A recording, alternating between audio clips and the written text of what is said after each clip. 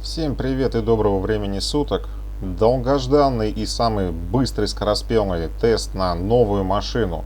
Согласно Google переводчику, полностью название звучит как Pegassi Ignis.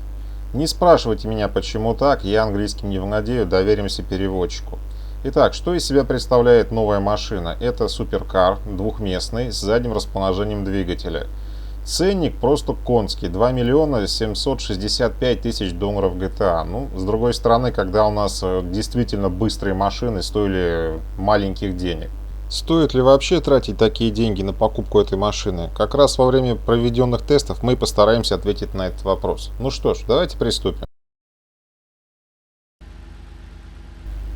О внешней привлекательности машины судить достаточно сложно, потому что это классический дизайн от Lamborghini, он либо нравится, либо нет. Я как поклонник Lamborghini считаю, что машина красивая. Прямо на постере очень красиво будет смотреться, на рабочем столе на компьютере, ну и в гараже тоже будет смотреться нормально. Всем остальным сугубо судить по себе.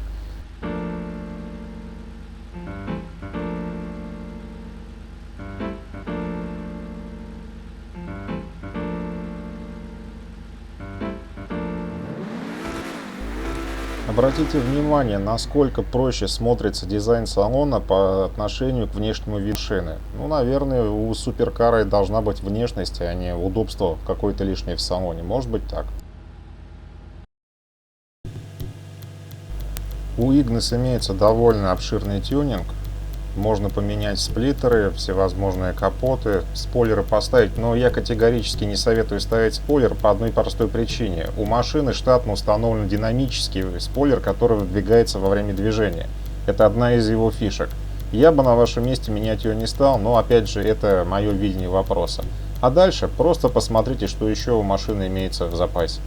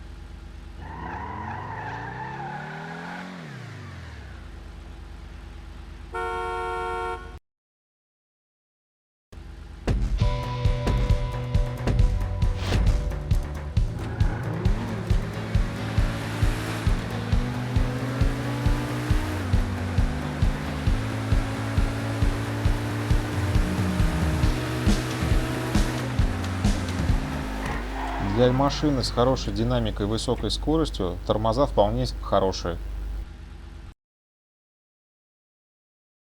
На поворот руля машина отзывается довольно живо и резво. Поворот происходит плавно. Единственное, что хотелось бы, чтобы немножко было почувствительнее управление, побыстрее отклик. Но тем не менее, поворачивать в машине комфортно. Как вы помните, мы посмотрели, что у машины полный привод. Что это нам дает? При нажатии на газ управление у нее становится недостаточное. Хотя, если не набирать скорость, то управление даже с небольшой избыточностью.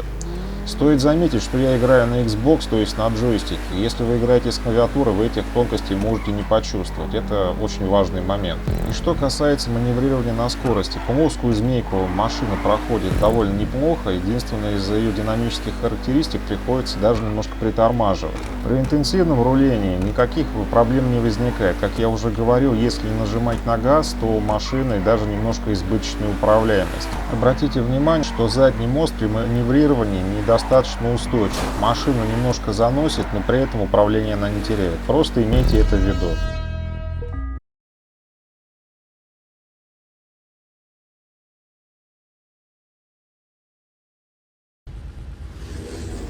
При движении по грунтовой дороге нет никаких проблем. Машину заметно подбрасывает, наверное, из-за недостаточно большого веса, но тем не менее управление она не теряет. Однако скорость заметно теряется, особенно в каких-нибудь низинах. Имейте это в виду.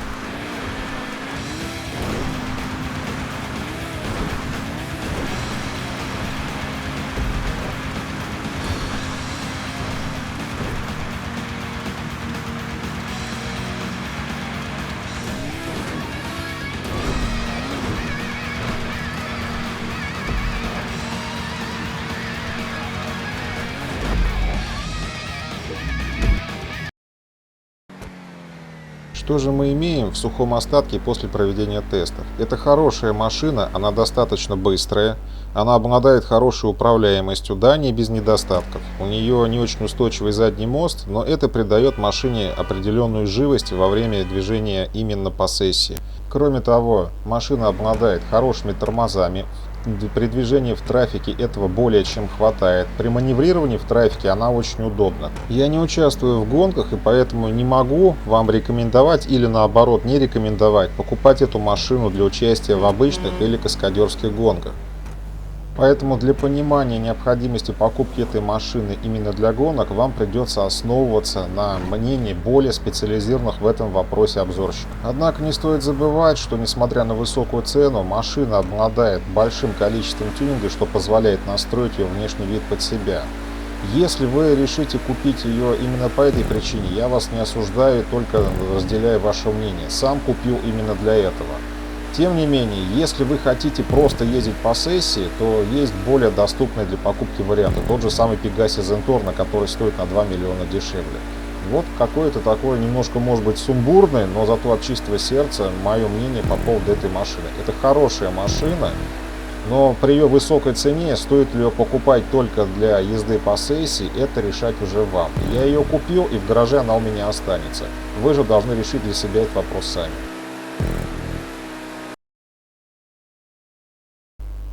Я считаю, что в отличие от предыдущих обновлений, в которых мы получили Invetera D10, тот же самый Tiguan и RSX, эта машина получилась более удачной. Возможно, она не такая скоростная и динамичная, но ездить на этой машине одно удовольствие. И выглядит она очень приятно.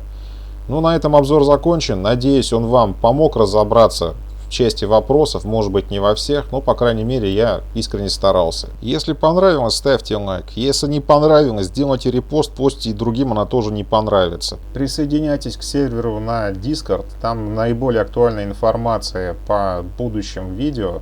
Вы можете оставлять какие-то свои пожелания и комментарии, а также пообщаться с адекватными людьми из русскоязычного комьюнити и подобрать себе, возможно, напарников на будущие игры. На этом у меня все. Всем удачи, всем пока. Увидимся в новых видео и на стримах.